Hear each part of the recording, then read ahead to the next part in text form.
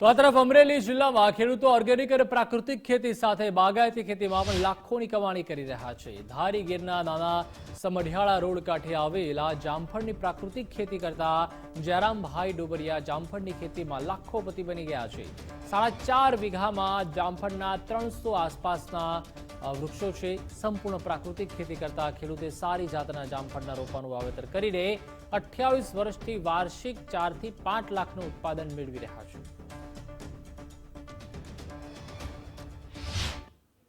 30 વર્ષથી આ જમરૂખની ખેતી કરું છું અને મને જમરૂખમાં સારું એવું ઉત્પાદન મળે છે અને મારું દેશી પદ્ધતિથી બનાવેલું બધું આ ખેતરમાં કોઈ કેમિકલની બહુ ઉપયોગ અમે કરતા નથી અને મારું ટોટલ વેચાણ મારી વાડીમાંથી થાય છે અને મારા ભાવથી થાય છે। હું અત્યારે 50 રૂપિયા કિલો જમરૂખ છૂટકમાં એમ જ વેચું છું। મારે ક્યાંય સલાળા કુંડલા કે માર્કેટમાં માલ લઈ નથી જવો પડતો।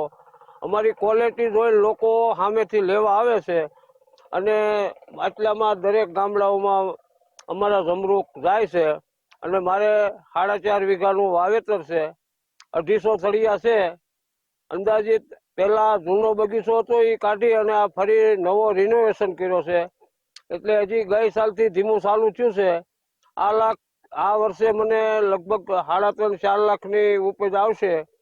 વીઘે 80-90 હજાર રૂપિયા અને માર્જિન બહુ સારું છે અને ક્વોલિટી પણ અમારી નામથી આ ચાલે છે। અમરેલી જિલ્લામાં જામફળની ખેતીમાં ખેડૂતે હરણફાળ ભરી છે ને વાર્ષિક 4.5 લાખ જેવી કમાણી કરી રહ્યા છે ને જામફળની ખેતી છે તે ફળદ્રુપ ને ફાયદાકારક છે। આપણે છીએ અત્યારે ધારી તાલુકાના ગામમાં આપ જોઈ શકો છો જે રીતના જામફળ છે મસ્ત મોટા 300 જેટલા થળિયાઓ છે ને હાલમાં જે જામફળ છે તે પણ મોટા થઈ ગયા છે અને પોતે ખેડૂત છે તે અહીંયા પોતાની વાડીએ જ વાવેતર કરી રહ્યા છે અને આપ જોઈ શકો છો કે પોતાની પ્રાકૃતિક ખેતી થકી લાખો રૂપિયાની કમાણી અમરેલી જિલ્લાના ખેડૂત છે તે કરી રહ્યા છે અને હાલમાં બાગાયતી ખેતી તરફ અમરેલીની જિલ્લાના ખેડૂતની હરણફાળને લઈને આગામી દિવસોમાં જામફળની ખેતી ફાયદાકારક હોવાનું જણાઈ રહ્યું છે।